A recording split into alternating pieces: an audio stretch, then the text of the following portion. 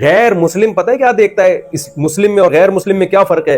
غیر مسلم جرم کی حیثیت کو الگ الگ دیکھ رہے ہوتے ہیں. زنا کر لیا تو کیا ہو گیا، لڑکی بھی راضی ہے، لڑکا بھی راضی ہے تو کیا ہو گیا، کسی کا دل تو نہیں دکھا. ان کی نظر میں سب سے بڑا مسئلہ کسی کا دل نہ دکھاؤ بس. لبرل جو سیکولر نام نہاد لبرل لوگ ہیں، ان کا یہی مسئلہ ہے کہ ہم نے کسی کا دل تو نہیں دکھایا نا. ہم نے اگر جوا بھی کھیلا ہے تو بتا کے کھیلا ہے نا، اتنے پیسے تو لگا، اگر یہ چاند آ گیا تو میرے، ہم تو وہ والا جوا بتائیں گے نا جو کراچی میں چل رہا ہے، چھاپ آ گیا تو تیرے. تو اس میں کیا ہے؟ جب وہ راضی ہے، سود میں کیا ہے جا رہا ہے؟ 1,00,000 روپے دے کے اگر اس سے ہم 50,000 اضافی لے رہے ہیں تو وہ راضی ہے نا، اس پہ چوری تھوڑی کر رہے ہیں، کسی کا دل تو نہیں دکھا رہے ہیں. مسلمان اس حیثیت سے نہیں دیکھتا. مسلمان اس حیثیت سے دیکھتا ہے کہ یہ آرڈر کس کا ہے؟ اللہ کا آرڈر ہے. بھائی اللہ کا جب آرڈر ہے تو آرڈر دینے والے کے احسانات اگر زیادہ ہوں، بہت زیادہ، اور اتنے احسانات کہ قرآن کہہ رہا ہے لو کان البحر مدادا لکلمات ربی لنفد البحر قبل ان تنفد کلمات ربی ولو جئنا بمثلہ مددا. ساری دنیا کے درخت قلم بن جائیں، ساری دنیا کے سمندر سیاہی بن جائیں، اور تم اللہ کے احسانات لکھنا شروع کرو، اللہ کے کلمات لکھنا شروع کرو، سمندروں کی سیاہی خشک ہو جائے گی اور درخت کے قلم گھس گھس کے ختم ہو جائیں گے. اللہ کے جو تم پر احسانات ہیں وہ ختم نہیں ہوں گے. سر کے بال سے لے کے پاؤں کے ناخن تک اتنے احسانات ہیں. جس خدا کے احسانات کے سمندر میں ڈوبے ہوئے ہیں وہ ہمیں آرڈر دے رہا ہے کہ فجر پڑھ لو. آپ کا یار میری آنکھ نہیں کھلتی. وہ آپ کو آرڈر دے رہا ہے ظہر پڑھ لو. وہ یہ تھوڑی کہہ رہا ہے سارے دن بیٹھ کے نمازیں پڑھو. وہ یہ تھوڑی کہہ رہا ہے صبح اٹھنا ہی ہے نا. وہ کہہ رہا ہے جلدی اٹھ جاؤ، انسان کے بچے بن جاؤ، صبح ٹائم پہ جلدی اٹھ جاؤ. میں تھائی لینڈ میں تھا، میں نے 6 بجے دیکھا ساری مارکیٹیں کھلی ہوئی ہیں. میں نے کہا ان کے لیے، مارکیٹوں کے لیے پوری قوم کا اٹھنا بہت آسان ہے، اور ہمارے لیے خدا کا حکم سمجھ کے فجر کے لیے اٹھنا مشکل کام ہے. وجہ کیا ہے؟ کنفیوز ہے، پتہ نہیں خدا کا آرڈر ہے بھی یا نہیں ہے تو ہلکا لے لیا. ہلکا کیوں لیا؟ اس ہلکا لینے میں ایک تو نظریات کی خرابی، دوسرا ہلکا کہ 27ویں رات میں آپ رو رو کے دعائیں کریں تو اگلے پچھلے سارے کیا ہو جاتے ہیں؟ پچھلے تو ہوتے ہیں، اگلے بھی وہ کرواتے ہیں ہم. تبھی 27ویں رات میں جب ختم قرآن کے موقع پہ لوگ دعائیں مانگ رہے ہوتے ہیں نا، ایسے نوجوانوں کو میں جانتا ہوں، ان کا عید والے دن فلم دیکھنے کا پورا پروگرام ہوتا ہے. ان کا پورا پلان ہوتا ہے کہ ہم فلم دیکھیں گے جا کے، اور نئی فلم آ رہی ہے. عیدوں پہ اکثر نئی فلمیں چلتی ہیں نا، تو اب تو پتہ نہیں پاکستان میں چل رہی ہیں کہ نہیں چل رہی. تو ہم جو ہے یہ کریں گے وہ کریں گے، اور پھر رو رو کے دعائیں ہوتی ہیں، اور گرل فرینڈ کا فون بج رہا ہوتا ہے. اس کو کہتے ہیں ابھی تھوڑا دعا سے فارغ ہو جاؤں پھر بات کروں گا میں آپ سے. تو وجہ کیا ہے بھائی؟ آپ اللہ کے آرڈر کو کیا لے رہے ہو؟ ہلکا لے رہے ہو. رمضان میں جو ہر ایک کے گناہ معاف ہوتے ہیں نا، تو حدیث میں یہ بھی تو آتا ہے کہ بہت سے روزے دار ایسے ہیں جن کو روزے میں بھوک کے علاوہ کچھ بھی نہیں حاصل ہوتا، حالانکہ روزہ تو وہ بھی رکھ رہے ہیں. بہت سے راتوں کی عبادت کرنے والے ایسے ہیں جن کو بے خوابی کے علاوہ کچھ بھی حاصل نہیں ہوتا. یہ بھی تو ہے نا حدیث میں. تو جس کے احسانات زیادہ ہوں اس کے آرڈر کی ویلیو خود بخود بولو بڑھ جاتی ہے. اب دیکھو کسی نے آپ پہ بہت سارے احسانات کی، میں ایک مثال دے رہا تھا نا، آپ کسی کو پاکستان سے لے آئے یا انڈیا سے لے آئے اور بیچارہ بے روزگار تھا یہاں امریکہ میں، آپ نے اس کو اسٹیبل کیا وغیرہ وغیرہ وغیرہ. باپ اس سے کہہ رہے یار آج میں تھکا ہوں چائے پلا دے. وہ بہت سے لوگ ایسے ہوتے ہیں، وہ دیکھتا ہی نہیں مڑ کے، پوچھتا ہی نہیں ہے، ایسے گھننے بن جاتے ہیں جیسے پہچانتے ہی نہیں ہو. قرضہ لینے سے پہلے اور لینے کے بعد جو حالت ہوتی ہے وہ حالت ہو جاتی ہے. آپ قرضہ لیں. کل کسی نے مجھے کہا کہ میں اتنے قرضوں میں ڈوب گیا ہوں، میرے ساتھ تھوڑی سی تعاون ہو. میں نے کہا کس سلسلے میں ڈوبے ہو؟ کہتے ہیں میں نے بہت لوگوں سے، میں نے یعنی کاروبار کے سلسلے میں قرضہ لیا ہے.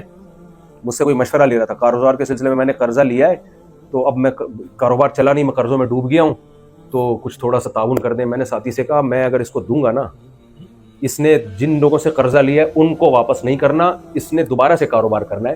کیونکہ جب جیب میں دھیلا نہیں تھا کمبخت، تمہیں کاروبار کرنے کی ضرورت کیا تھی؟ دوسروں کے پیسوں پہ کھیل رہے ہوتے ہیں.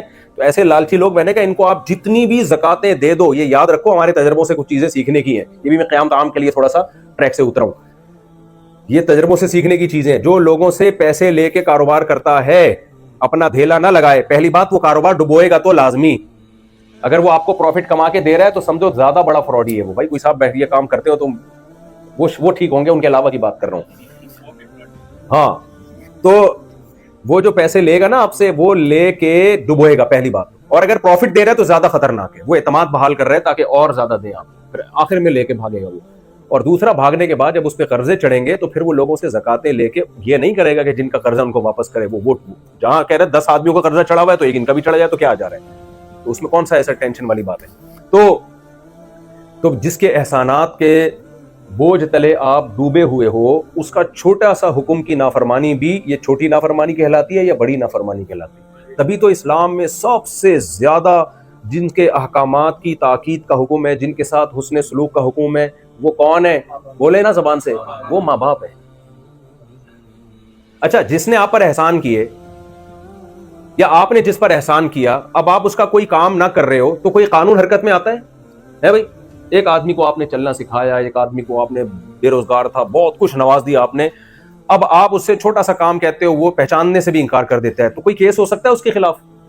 کوئی بھی نہیں ہو سکتا، کیونکہ یہ اللیگل نہیں ہے نا، یہ اللیگل نہیں ہے، لیکن یہ حلال ہے، حرام ہے، حرام ہے، اللہ نہیں چھوڑے گا قیامت کے دن۔ سمجھ میں آ رہی ہے بات کہ نہیں آ رہی؟ تبھی اسی سے یہ سمجھیں کہ جو والدین کو اولڈ ہاؤس میں جمع کرا لیتے ہیں، اللیگل نہیں ہے، یہ لیگل ہے۔ یا امریکہ میں کیا ہے؟ یہ لیگل ہے، اور اس پہ کوئی کیس نہیں بنتا۔ گورا اگر اپنے ماں باپ کو اولڈ ہاؤس میں جمع کرا دیتا ہے تو کہتے ہیں لیگل ہے، اور کہتے ہیں وہاں زیادہ اچھے ہوتے ہیں، کیرم بورڈ بھی کھیلتے ہیں، سنوکر بھی کھیل رہے ہوتے ہیں، اور بہت کچھ ہوتا ہے وہاں پہ، اور وغیرہ وغیرہ۔ گھر میں وہ سب تو اولڈ ہاؤس کو ہمارے یہاں بھی پروموٹ کرنا شروع کر دیا، یہاں لوگ آتے ہیں ولاگ بناتے ہیں، دیکھو اولڈ ہاؤس ایسی بری چیز نہیں ہے، بہت زبردست چیز ہے۔ میں کہتا ہوں تمہارا بھی انجام پہ اولڈ ہاؤس ہی ہوگا، یہ ولاگ بڑھاپے میں اپنے بچے کو دکھانا کہ بیٹا مجھے بھی وہاں جا کے جمع کراؤ، تو کوئی کیس نہیں بنتا، پاکستان میں بھی نہیں بنتا۔ لیکن مجھے ایک بات بتاؤ، اللہ چھوڑ دے گا؟ اللہ نہیں چھوڑے گا۔ اللہ کہے گا تیری ماں نے تجھے پیدا کرتے ہی اولڈ ہاؤس میں کیوں جمع نہیں کرا دیا، یہ چائلڈ ہاؤس میں کیوں جمع نہیں کرا دیا؟ تیری ماں نے کیوں تجھے سنبھال کے رکھا تھا؟ تیرے باپ نے کیوں تجھے گود میں اٹھائے گھومتا تھا؟ تیری پریشانی پہ وہ پریشان ہوتا تھا، تیری غم پہ وہ رویا کرتا تھا، تیری خوشی پہ وہ خوش ہوا کرتا تھا۔ یہ اس کے جذبات تھے۔ قانون اس پہ مجبور نہیں کر رہا تھا، قانون ملازموں کو مجبور، قانون ایئر ہوسٹس کو مجبور کرتا ہے کہ مجھے بٹن دباؤں تو چائے پلائے، نہیں پلائے گی اس کی کمپنی اس کو نکال دے گی۔ ماں اور باپ کو کوئی مجبور نہیں کرتا، وہ اپنی محبت میں اولاد کی خدمت کرتے ہیں۔ اللہ یہ کہتے ہیں جس نے تمہیں بچپن میں محبت دی، جب وہ بوڑھے ہو گئے تو تم نے ان کو بھولنا نہیں ہے۔ اگر تم ان کو بھول گئے، تم نے اس محبت کا بدلہ نہیں دیا جو دنیا میں انہوں نے دی ہے بچپن میں تمہیں، تو دنیا کچھ نہیں کہے گی، میں نہیں چھوڑوں گا، کیونکہ یہ احسان فراموشی کی بدترین مثال ہے۔ یہ جس کے احسانات زیادہ ہوتے ہیں اس کے آرڈر کی ویلیو خود بخود بڑھ جاتی ہے۔ تو سب سے زیادہ احسانات کس کے ہیں میرے بھائی؟ اللہ کے احسانات ہیں۔ اب ہونا یہ چاہیے تھا کہ اسلام نے بتایا اللہ کے احسانات ہیں، لہذا اللہ کے احکام کو فالو کرو۔ احسانات کا بدلہ دینے میں نا سب سے بڑی رکاوٹ ہوتی ہے آپ کی خواہشات۔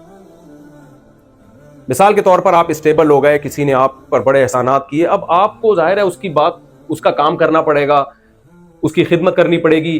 انسان اس سے جان چھڑاتا ہے، انسان چاہتا ہے کہ میں آزاد رہوں، مجھ پہ کسی قسم کی کوئی ذمہ داری نہ آئے۔ تو اس کا ایک طریقہ تو یہ کہ بے شرم بن کے آپ یہ کام کریں۔ آپ جمشید کو بول دیں تم نے مجھ پر یہ احسانات کیے تھے، ٹھیک ہے میں مانتا ہوں، لیکن میں اس کا بدلہ نہیں دوں گا، تمہیں جو اکھاڑنا ہے اکھاڑ لو۔ اس سے کیا ہوتا ہے؟ انسان بدنام ہوتا ہے کہ نہیں ہوتا؟ لوگ کہیں گے دیکھو احسان فراموش ہے، مانتا ہے کہ اس نے احسانات کیے لیکن بدلہ نہیں دے رہا۔ لیکن عزت دار آدمی ایسا نہیں کرے گا۔ عزت دار آدمی اگر بے شرم اور بے غیرت ہو جائے نا تو وہ یہ ماننے سے ہی انکار کر دے گا کہ جمشید کے مجھ پر احسانات ہیں، کیونکہ اس کو پتا ہے میں نے اگر یہ مان لیا، میں نے اگر یہ تسلیم کر لیا تو دنیا کہے گی کہ مانتا بھی ہے، اس کے بعد بھی اس کے ساتھ تیرا یہ سلوک ہے۔ تو اپنے آپ پہ اچھا لیبل لگانے کے لیے کہ ہم بہت اچھے ہیں، دنیا ہمیں اچھا سمجھے، اس کا بہترین طریقہ یہ کہ جس نے احسانات کیے اس کے محسن ہونے کا انکار کر دو۔ اب دیکھو ہم پر سب سے بڑا حق اللہ کا ہے، کیونکہ اس کے احسانات سب سے زیادہ احسانات کس کے ہیں؟ لیکن جب اللہ کے احسانات ہم پر بہت زیادہ ہیں تو اللہ جو مطالبہ ہم سے کرے گا، ہمارا ریلیشن سب سے زیادہ مضبوط کس سے ہونا چاہیے؟ اللہ سے ہونا چاہیے۔ سب سے زیادہ راضی کرنے کی فکر ہم کس کو کریں؟ اللہ کو، جس نے ہمیں بنایا۔ ماں باپ سے بھی بڑا حق، کیونکہ ماں باپ کی نعمت بھی تو اللہ نے دی نا۔ اللہ کہتا ہے خلق من الماء بشرا فجعلہ نسبا وصہرا، اس نے تمہیں پانی سے بنایا اور جب دنیا میں وہ تمہیں لے کر آیا ایسے پروٹوکول کے ساتھ لے کر آیا ہے کہ ددیال نلیال کا ایک خاندان چپکا دیا تمہارے ساتھ، اور بلوغت کی دہلیز پہ قدم رکھا تو ایک سسرال والا خاندان بھی، 3 خاندانوں میں اس غلیظ پلید پانی کو جو کپڑے پہ لگ جائے تو نماز نہیں ہوتی، اس پانی کو یہ پروٹوکول دیا دنیا میں لاتے ہوئے اللہ تعالیٰ نے۔ تو جتنا یعنی ماں باپ سے بھی بڑا، ماں باپ کی نعمت دینے والے بھی کون ہیں؟ اللہ ہے۔ تو انسانیت کو اس پہ جمع ہونا چاہیے تھا کہ سب سے پہلے ہم نے اگر کسی ذات کو خوش رکھنے کی کوشش کرنی ہے تو وہ کون سی ذات ہونی چاہیے؟ خدا ہونا چاہیے۔ لیکن انسان ڈیڑھ ہوشیار، انسان کیا نکلا؟ ڈیڑھ ہوشیار۔ جو شہوت پرست ہے نا، اس کی خواہشات کا ایک سمندر ہے، تو اس نے کیا کیا, اس نے کہا کہ اگر ہم خدا کو مانتے ہیں تو خدا کے احسانات کو بھی ماننا پڑے گا.